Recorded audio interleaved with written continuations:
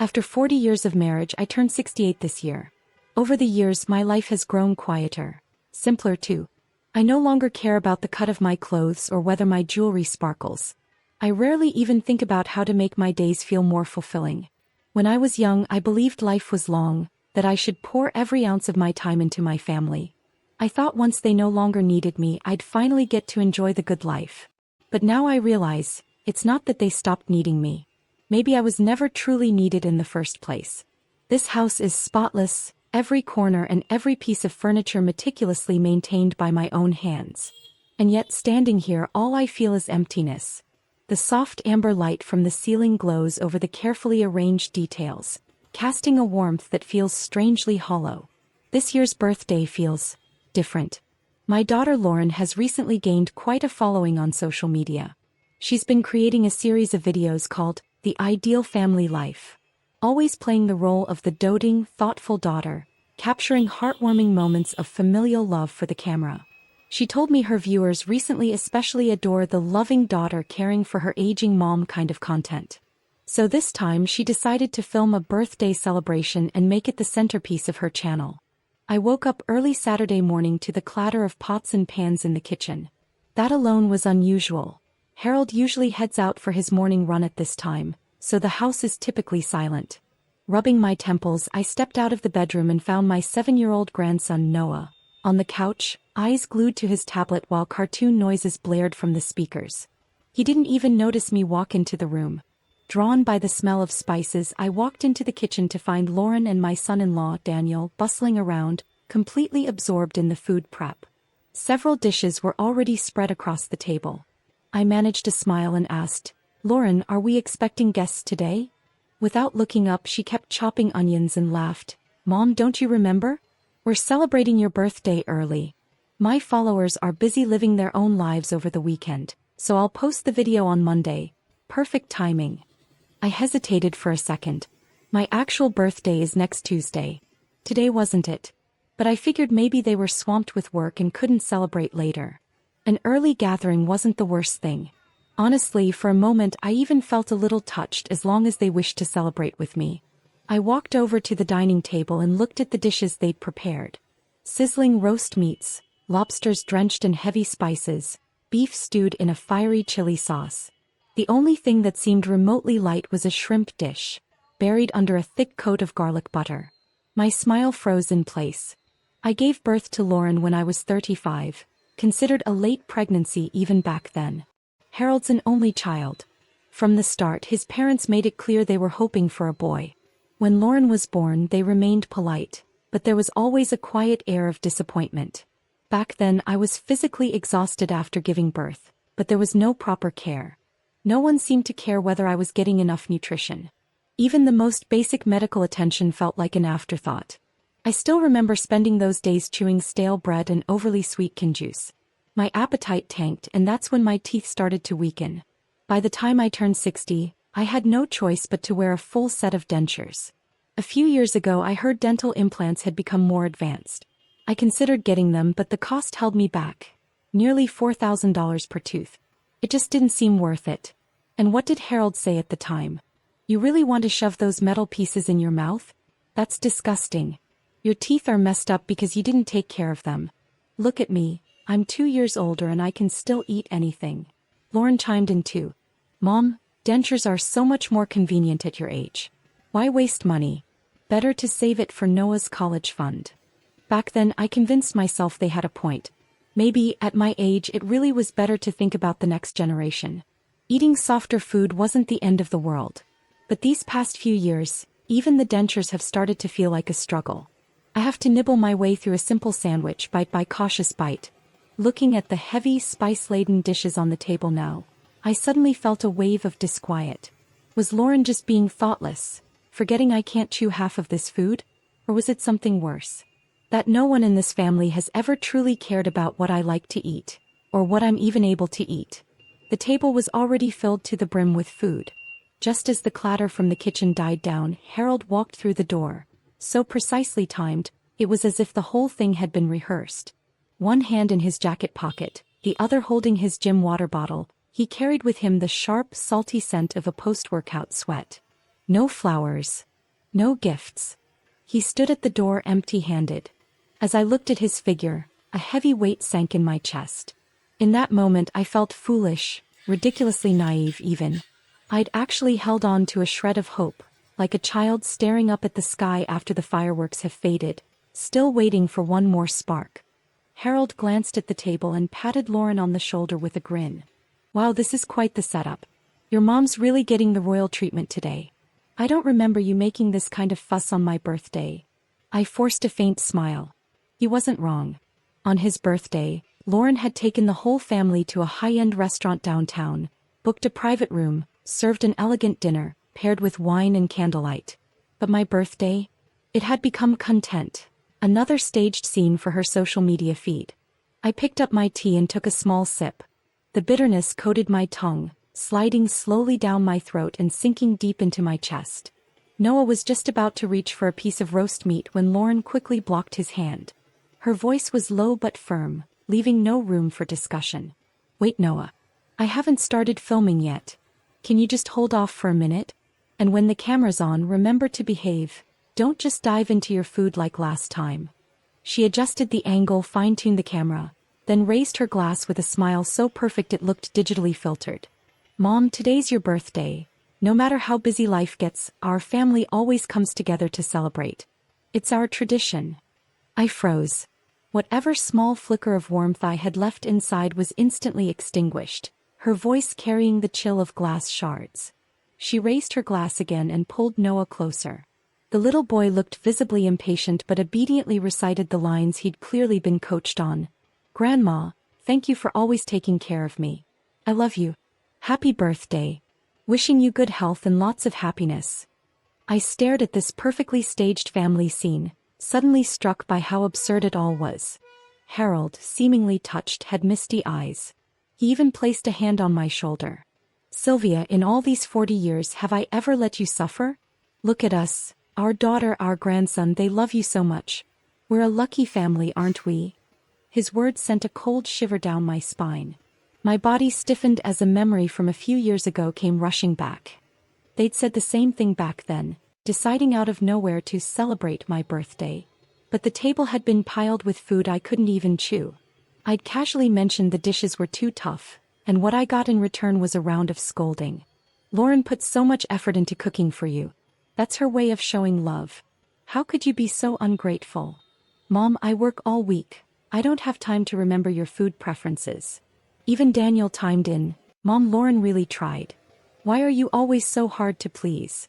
They were all so eager to talk about their sacrifices, their efforts, their exhaustion. But who ever remembered me? I knew Harold couldn't handle acidic food. Just a hint of vinegar would give him mouth ulcers. I knew Lauren was allergic to peaches, so I always peeled her fruit thoroughly. I knew Noah hated chicken skin. Every time I made soup, I'd carefully remove it from the drumsticks. I even remembered Daniel's dislike for cilantro. I'd leave it out entirely when I cooked. It's not that they can't remember what I like. It's that they never cared enough to try. In that moment, something inside me snapped. Not from hurt but from clarity. A sharp, blinding clarity, not warm but cold and lucid. I didn't want to keep playing this charade of a happy family anymore. I set my teacup down. My hand, still holding the chopsticks, paused, then dropped them heavily onto the table. I looked Harold straight in the eye, my voice calm but laced with a blade-sharp edge. So Harold, where's the orange cake I asked you to pick up? The air around the dining table turned to stone. Even the background noise from Noah's cartoon felt jarring and out of place. Daniel was the first to react. He rushed over and hit pause on the camera, freezing everyone's smiles on the screen. Lauren frowned, clearly irritated, as if I had just ruined her carefully choreographed storyline. Harold blinked, then slipped back into his usual dismissive tone. Oh, the cake? I did go to pick it up this morning.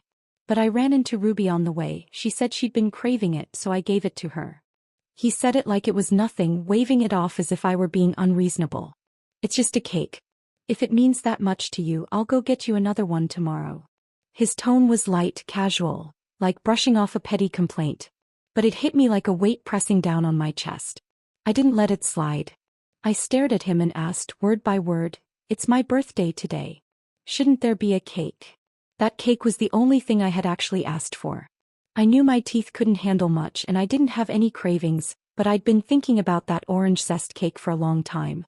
Harold had promised, so casually, so easily, that he'd bring it home. And yet, even that tiny wish of mine couldn't compete with a throwaway comment from Ruby. Lauren jumped in, trying to smooth things over. Right, we can't have a birthday without a cake.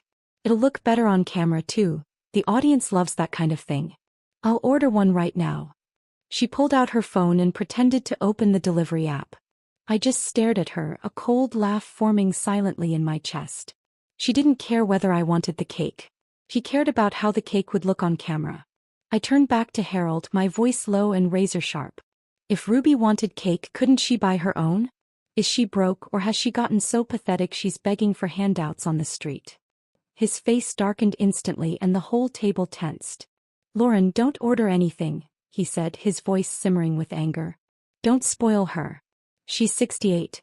Does she really need to act like some teenager obsessing over a birthday cake? He dropped his chopsticks and looked at me, eyes full of disdain. Ruby's husband died, her kids aren't around, she's had a rough time. What's the harm in giving her a piece of cake? Sylvia, you're being ridiculous. Can't you hear how nasty you sound? I looked at him, his tone, his expression so familiar, so condescending. And not a trace of remorse. He went on, isn't this table full of food enough for you? Lauren and Daniel made an effort to come home and cook for you. And now you're throwing a tantrum? People would laugh if they saw how you're acting. Lauren's face shifted. All she'd wanted was a warm, sentimental video, but Harold's outburst made her look like an uncaring daughter. She spoke up, her voice laced with frustration. Mom, I took time off to come home and cook with you. If you didn't like the food, you could have just said so, but ruining everyone's mood like this, there's really no need. I looked at her and whatever warmth I had left inside turned to ice. I had always known deep down that they didn't truly care. But in this moment, it finally settled in, clear, cold, undeniable. In this house, my feelings, my needs, my wishes have never mattered. To them, a birthday cake was just a prop. Nice if it's there, irrelevant if it's not. But to me, it was a small piece of tenderness, something I had dared to ask for after decades of being overlooked. Harold's promise was as weightless as the air it floated on, spoken easily, dismissed just as quickly. Lauren's so-called devotion only existed when the camera was rolling. Their version of love only applied when I played the part they had written for me. I looked around the table at all those familiar yet distant faces and felt a wave of nausea rise inside me. I stood up, pushing my chair back gently but firmly, straightening my spine as I prepared to walk away. Harold grabbed my wrist suddenly, his voice turning sharp. Where do you think you're going? Just because I said a few things, you're walking away? Sylvia, have you completely lost your mind? His grip was stronger than I expected. And in that moment I remembered the man he used to be. Back when he ran his office like a king, barking orders, used to being in control. Now the only person he still tries to dominate is me. I yanked my arm free and stared him down, my voice as cold and cutting as a blade. Today isn't even my birthday. If you want to film something or celebrate someone else's special day, go right ahead. Then I turned to Lauren, my tone steady but edged with quiet fury. Do you even know what I like to eat? You've never even asked. Lauren's face went stiff. Her lips parted slightly but no words came out. She'd assumed I would go along with it, like I always did. I was the easy mother, the one who never made waves, who played along to keep the peace. But not this time. This time I was done playing. Their patience wore thin the moment I stopped playing along with their carefully staged performance. The masks on their faces shattered completely. Lauren was the first to explode, her voice sharp and scolding, like she was reprimanding a petulant child. Mom, can you stop being so unreasonable? This shoot is important to me. My subscribers have been waiting for this video. Why are you making a scene now? Daniel quickly chimed in. Yeah, Lauren's been planning this project for weeks. Sylvia, can't you just go along with it? It's only a few minutes and now you've ruined the whole atmosphere. Before I could respond, Harold's expression darkened. He pointed at me, his voice thick with irritation. Why can't you be more like Ruby? She's so considerate, never makes a fuss. Not like you, just getting more difficult with age. He slammed his hand on the table, his voice rising in anger. Could you, for once, think about Lauren? She's working non-stop and still took time to come home and cook for you. Instead of being grateful, you nitpick everything? You can't help, fine. But do you have to stir up drama in your own house? Do you really think this is how a good mother behaves? By then Lauren had completely dropped the sweet daughter act. Her face twisted in frustration and her voice stabbed at me like needles. Mom, do you even realize how cruel you sounded just now? Aunt Ruby's always been good to us and you sit here insulting her? That's just mean. She paused, eyes sweeping over me from head to toe. Then her lips curled into a mocking smirk. You knew I'd be filming today and you couldn't even bother to dress decently? The way you look right now, people will think we're neglecting you. I stared at her, unmoving. Inside I felt nothing, just an eerie stillness like a lake gone dead in the winter. But she wasn't done. You're always throwing shade at Aunt Ruby, always sulking. Maybe if you spent less time sneering and more time learning how to be a graceful woman, things would be different. Noah, now cowering in the corner of the couch, nervously piped up, I don't like Grandma anymore. Grandma Ruby never yells like Sylvia Grandma. I froze. That scene dragged me straight back in time. Decades ago when Lauren was just a little girl and Ruby had reappeared in our lives. One afternoon, Lauren had refused to let me do her hair, running instead to cling to Ruby's leg, pouting, Bad mommy.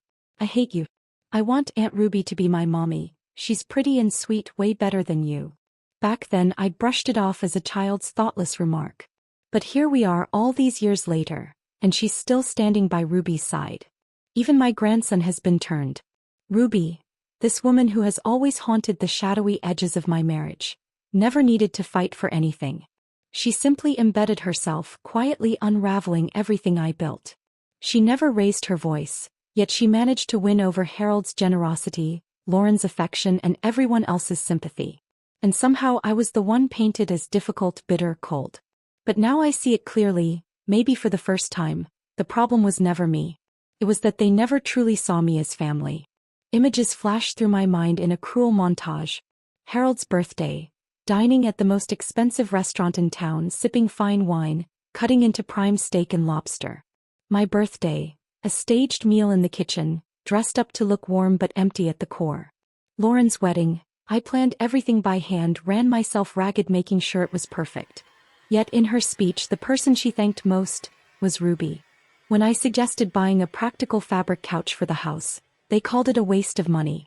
But when Harold gifted Ruby an entire dining set, he didn't hesitate for a second. All these memories pierced me like shards of glass, piecing together a bitter truth. I was never more than a background prop in their lives. Expected to give, to serve, to be silent. Never to be cherished. I looked down at my wrinkled hands, but strangely I felt calm, lighter than I had in years. I finally knew, I didn't want to live like this anymore. I lifted my head and let my gaze drift slowly over each familiar yet foreign face, finally settling on Harold. His features were still sharp, but his expression was void of warmth, just a hollow, exhausting kind of indifference. He was once the man I loved with everything I had. Now he was nothing but a stranger who drained every last ounce of energy from me. I took a deep breath, my voice steady, crisp and resolute. Harold, I want a divorce. The afternoon sunlight streamed through the living room's floor-to-ceiling windows, casting scattered shadows across the floor. The room was eerily quiet, the only sound being the steady tick of the old wall clock, each second clicking by like a countdown to something inevitable. The air felt thick, heavy with tension, like the hush before a storm. I stood in the middle of the living room facing Harold and Lauren, both seated across from me. Their expressions were hard to read. Some mix of scrutiny, confusion, disbelief. But for once I didn't flinch. Harold, I said calmly, I want a divorce.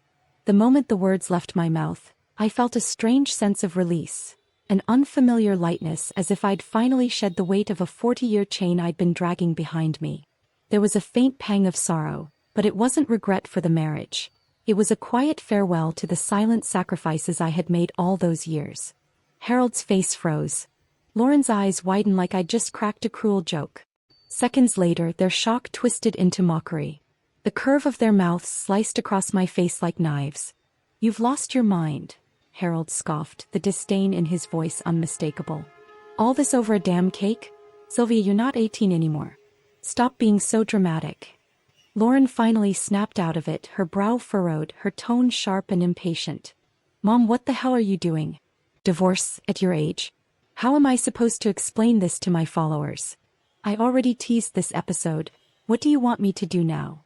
I looked at the faint smirks tugging at the corners of their mouths and something inside me shattered. They didn't believe I would really leave. They thought this was just another outburst, like all the others over the years. That I'd grumble, argue, and then fall back into place. Back to being the compliant wife, the agreeable mother, the backdrop they could rely on. But not this time. This time I wasn't backing down. I took a deep breath and turned toward the bedroom. Inside the closet, buried in a dusty corner, was an old folder I hadn't touched in years.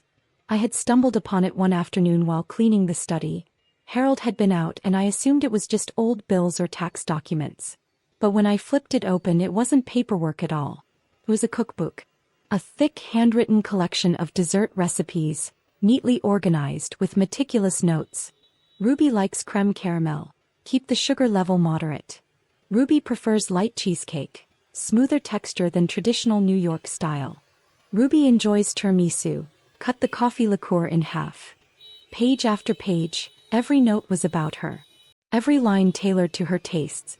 That was why Harold had taken those baking classes all those years ago. Why he'd obsessed over pastry techniques. Not for me. Not for this family. For Ruby. Me.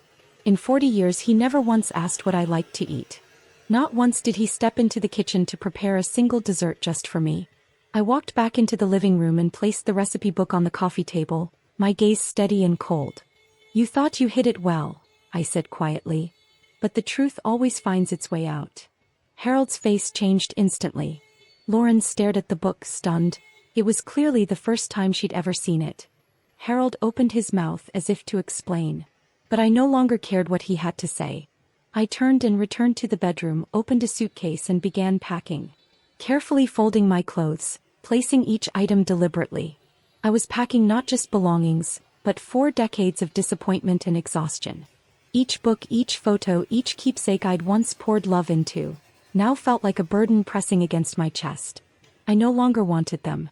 I no longer needed them. I zipped the suitcase shut and stood up, taking one last look around this house. From newlyweds to parents, from laughter to silence, this house held countless memories. But now I didn't want to take any of it with me. I grabbed the suitcase and walked toward the front door, not bothering to look back. Behind me I heard Lauren shout, "Mom, are you really leaving?" Harold's voice followed, tinged with panic. "Sylvia, don't be impulsive. You're too old for this. Where would you even go?" I stopped. Turned around. My eyes cut right through them, my voice calm and crystal clear. "Where will I go? I'm going to live my own life." And with that I turned the knob and walked out the door. I returned to my mother's old house. The moment I stepped inside, the scent of aged wood greeted me, familiar, grounding. The place wasn't big, but it was quiet, steady. It felt safer, warmer than the grand house I'd spent 40 years in. There were no luxury furnishings here, no staged smiles, no one I needed to tiptoe around. This finally was mine. My refuge. My peace. When I returned to my mother's old house, I felt utterly drained, like something inside me had been hollowed out. I was so exhausted I could barely lift my feet. The house had been vacant for years, and the air carried a faint musty smell. I used to imagine this place would one day be my peaceful retreat in old age. I never thought I'd come back because my marriage had collapsed. Pushing through the fatigue, I unpacked my suitcase and spent the entire afternoon cleaning. Mopping the floors, scrubbing the windows, wiping down every corner, until every speck of dust was gone and a subtle warmth returned to the space. Only then did I finally collapse onto the bed and fall into a deep sleep. When I woke again, sunlight was slanting gently across the room. The house, familiar yet strange, sat in complete silence. Outside, light and shadow danced on the window pane, casting a soft glow onto a worn photo frame on the table. I stared at the faded picture inside, a wave of emotion swelling quietly in my chest. 40 years ago my marriage looked nothing like this. Back then Harold was a vibrant young man, full of ambition.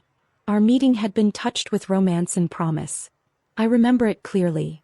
A warm spring afternoon, a blind date arranged by mutual friends at a quaint downtown cafe. He wore a crisp suit, smiled with quiet confidence and spoke with charm and courtesy. He told me about his career plans, painted vivid pictures of a beautiful future, and promised to give his wife the most secure and joyful life imaginable. And I had believed him, wholeheartedly. In those early years we did have warmth. Life wasn't extravagant, but we cooked together, watched old movies, took long walks in the park. When Lauren was born, our little family felt even more complete.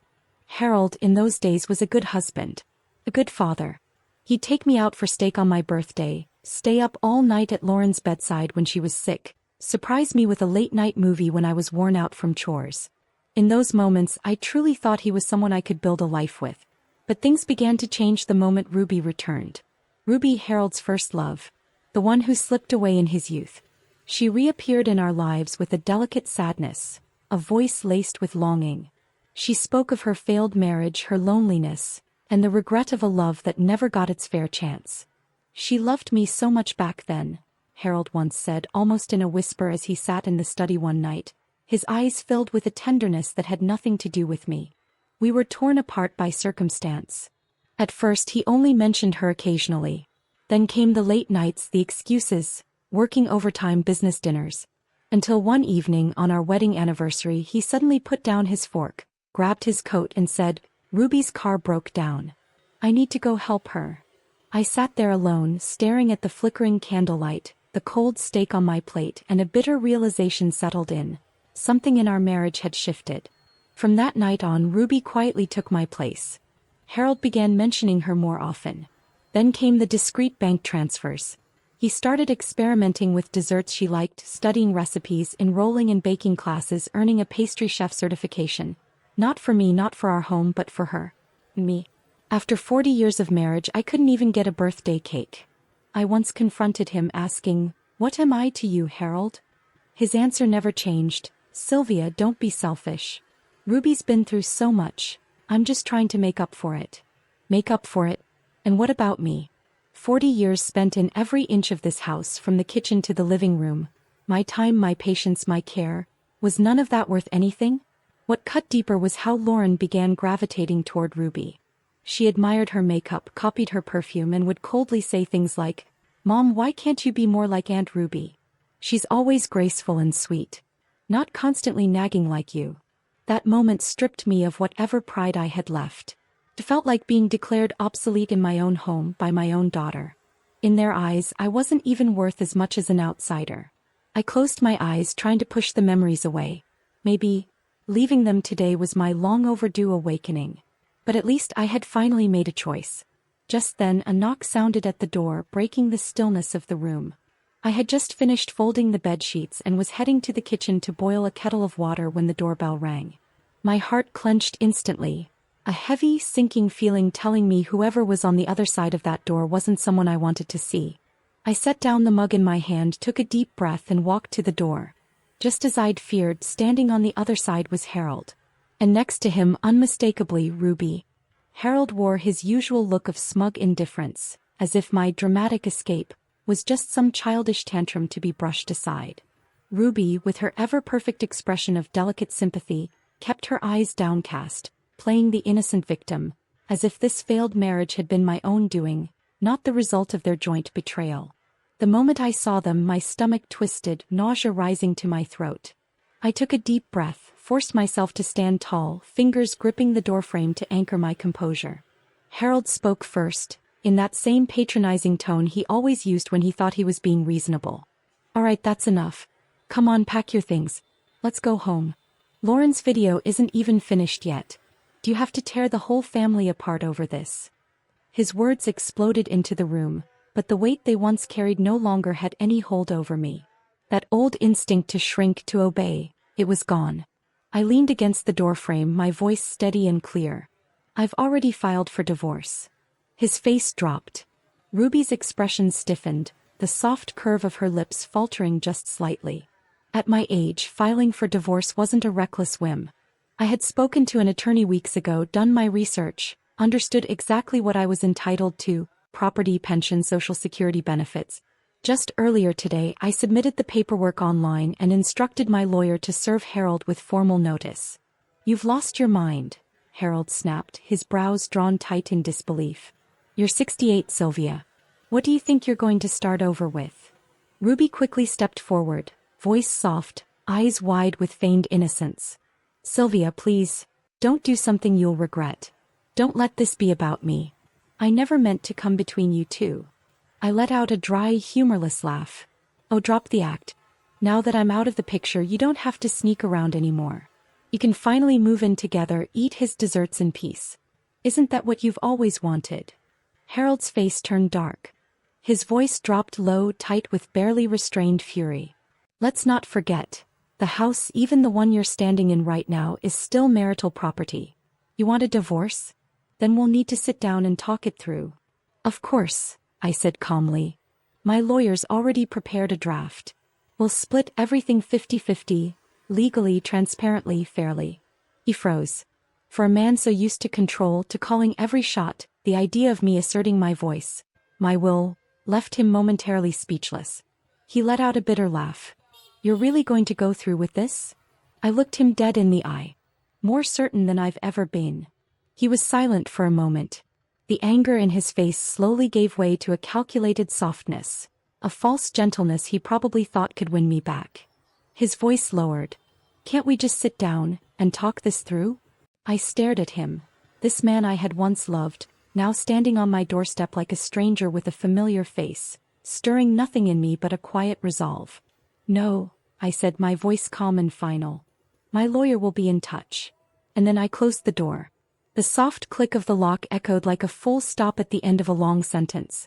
Sunlight still filtered through the windows, but the air inside the house felt cleaner, no longer tainted by Harold's sharp cologne or Ruby's cloying perfume.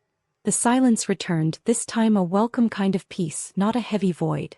This marriage was finally nearing its end. I leaned against the door and closed my eyes, letting myself breathe in the quiet. I should have taken this step long ago, but I had finally taken it now, and that was enough. And I knew this was only the beginning. There was a life waiting to be rebuilt, a rhythm to rediscover. I'd need work, purpose, something of my own. Maybe it was time to visit the local community center, see if they were hiring for any crafting programs. Grace suddenly came to mind, a gentle, warm woman who once cared for my mother during her final days. She was soft-spoken, meticulous, and loved crochet and quilting. We chatted a few times. She'd mentioned volunteering at a craft co-op downtown, even suggested that someone with my skills could easily find work there.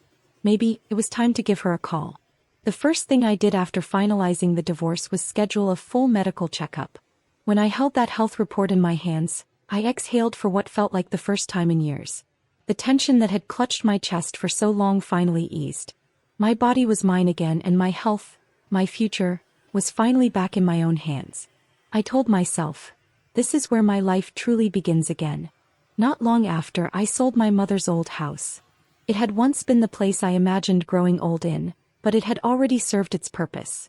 With the proceeds, I purchased a modest 2-bedroom condo in a quiet neighborhood called Fountain Hill Estates in the neighboring town.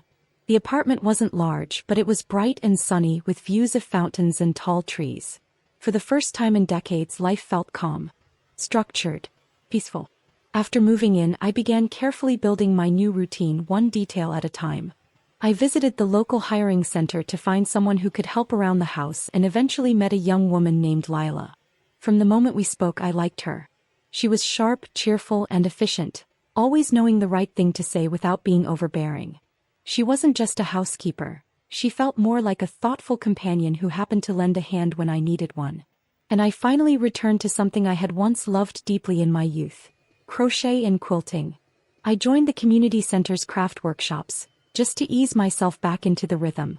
But after the very first class, people began gathering around me, asking if I'd be willing to teach. Their enthusiasm took me by surprise. It was there that I ran into Grace again. She volunteered at the community center as a coordinator for the arts and crafts programs. We hadn't seen each other in years, but she was just as graceful and composed as I remembered, warm, steady, quietly competent. We caught up, reminiscing about the old days. She said she'd never forgotten the way my hands wove warmth into every piece of fabric. You should be teaching, she said, gently patting my hand. Not just for others, but maybe it's time you found a new path for yourself. With her encouragement, I began offering regular crochet and quilting classes at the community center. Then I started selling my handmade pieces, scarves, pillows, woven wall hangings at the local market. I thought it would be small, a simple hobby, but the response was overwhelming. People weren't just drawn to the products, They were drawn to the feeling behind them. The warmth of handmade things. The quiet story in each stitch. Grace became my true partner. She had a knack for logistics and business. She helped design our logo, set up an online shop, and suggested we share our work and our story on social media. Together, we registered a small creative studio, Knots and Threads, a boutique brand dedicated to fiber arts and hand-sewn beauty. We launched a weekly online series, our Craft Circle, where we filmed tutorials, shared tips, and talked about life, growth, and healing.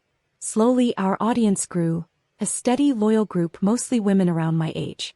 They sent messages saying they saw themselves in our stories, that our hands-on creativity had rekindled something they thought they'd lost. This wasn't some grand empire. Didn't need to be. It was something that fed my spirit, something that made me feel useful and fulfilled again. This life, quiet, simple, honest, felt richer and more freeing than anything I'd known before. Later, after saving enough, I finally treated myself to a full set of dental implants. That day when I walked out of the clinic, I went straight to the little diner on the corner and ordered a fried chicken platter and a warm walnut brownie. Every bite was crisp, rich, and deeply satisfying. It wasn't just my teeth that had regained strength. It felt as though I'd taken back control of my life. My days began to settle into a new, steady rhythm. In just a few years, my life had transformed in ways I never imagined. What started as teaching crochet and quilting classes at the community center grew into a full-fledged venture with Grace through our brand, Knots and Threads. Our handmade pieces began to develop a loyal following. At first, we sold small batches of scarves and quilts at weekend markets.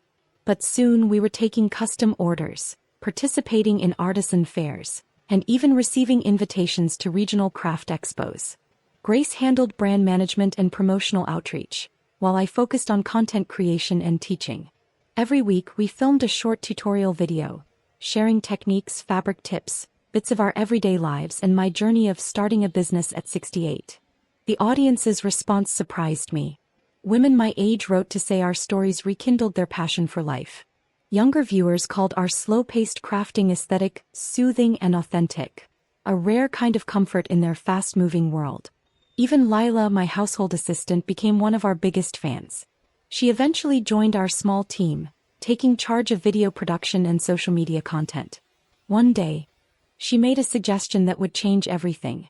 You should try live streaming. Talk to your audience in real time. I bet they'd love it. At first I hesitated. I worried I was too old, too awkward in front of the camera. But with Grace and Lila's gentle encouragement, I gave it a shot. To my surprise, the response was overwhelming. People tuned in just to watch me stitch and chat, asking questions, sharing their stories, listening as I talked about the meaning behind each fabric pattern and the life that inspired it. Knots and Threads became a well-known Silver Age entrepreneurial brand in our town. We were even awarded a community education grant to launch a new program, Crafting a New Chapter, a workshop series designed to help retired women learn handcrafts and explore second career possibilities.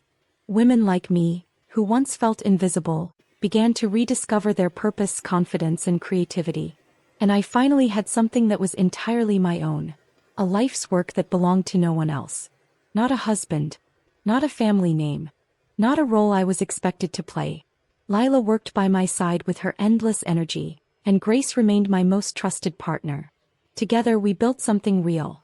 Not because we were needed, but because we were truly seen. I had thought by this stage in life, I'd found all the peace and freedom I needed. I believed the voices from my past had finally faded into silence. But life, it seems, always has its own ideas. And the next turn of fate was already quietly waiting. 3 years after the divorce, on a quiet weekend afternoon, I had just finished a live stream and was preparing to brew a pot of black tea when the doorbell rang. I assumed Lila had forgotten her keys. But when I opened the door, it wasn't her. It was Lauren. She looked nothing like the woman I remembered. Her once long flowing hair had been chopped into a blunt cut. Her face was drawn, her complexion sallow, her eyes dull with exhaustion.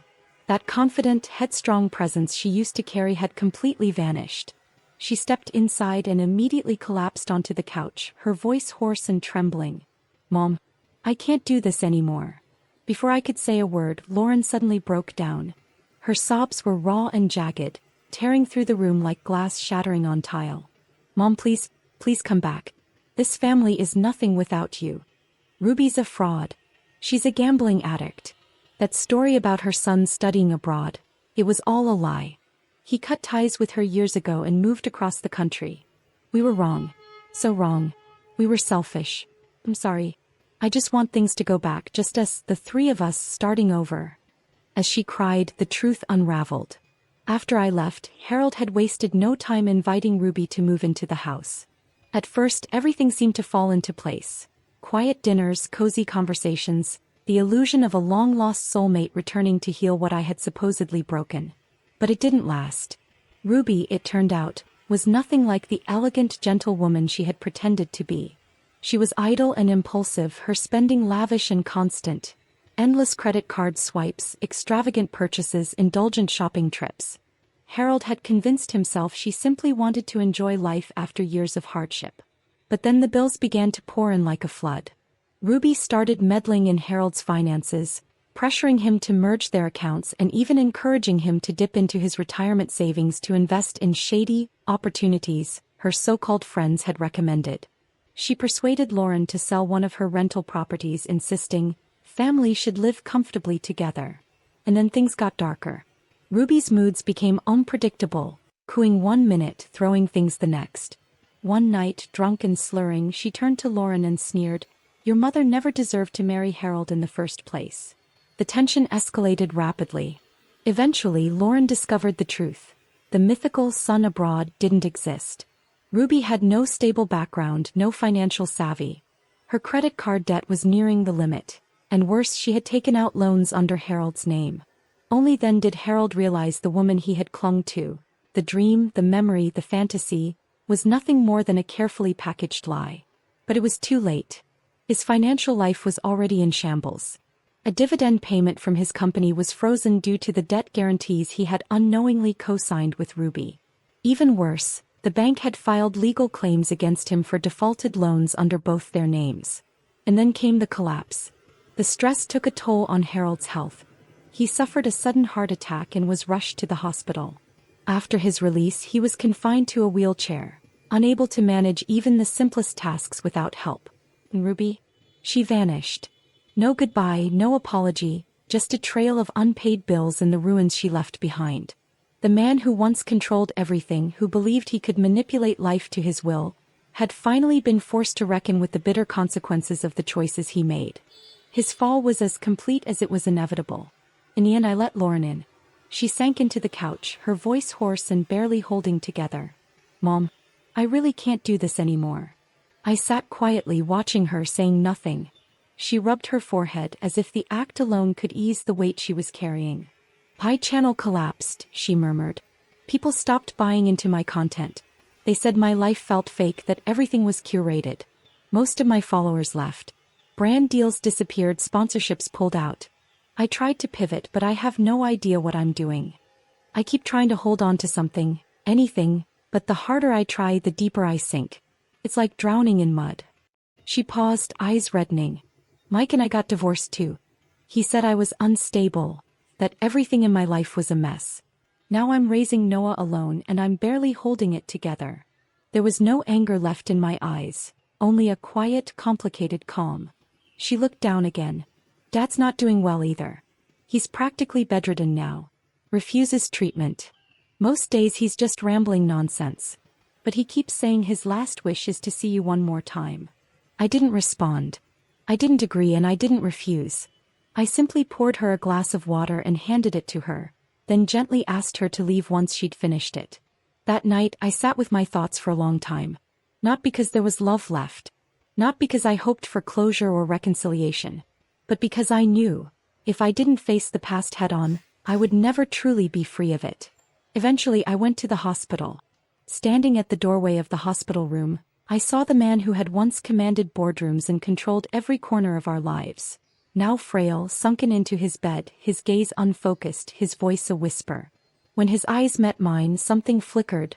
Recognition, regret, or maybe just a fading remnant of what used to be. "Sylvia," he said, lips trembling, breath shallow. "Thank you for coming. I'm sorry. I regret it all." I said nothing. I stood there looking at him for a while. Then he asked, barely audible, "If I'd brought you that cake. That day, Would things have turned out differently? I shook my head gently, because he already knew the answer. I turned and walked out of the room. I didn't look back. Outside, the sunlight was soft and golden. The scent of early summer grass lingered in the air. And for the first time in a long time I felt light, unburdened. Harold's ending didn't bring me the thrill of revenge. It wasn't satisfaction I felt, just clarity. He was simply paying the price for the choices he made long ago. The cost of taking everything for granted, his finances, his health, his so-called companion, was steep. And ironically, those were the very things he once thought I lacked, the very things I now held in abundance. I didn't need to gloat. I didn't need to strike back. I simply left him behind where he belonged, in the past. Lauren still brings Noah to visit from time to time. There are no more dramatic pleas, no attempts to repair what's long gone. We coexist quietly. She no longer tries to fix the past, and I no longer expect her to become someone she's not. I still spend my days teaching, crafting, sharing stories through my channel, selling my work, meeting new people. Lila recently suggested we take a trip up north next year to attend a handmade arts festival. I said yes. Who says old age is meant to be spent in kitchens and on couches? I still want to see more, go further, live deeper.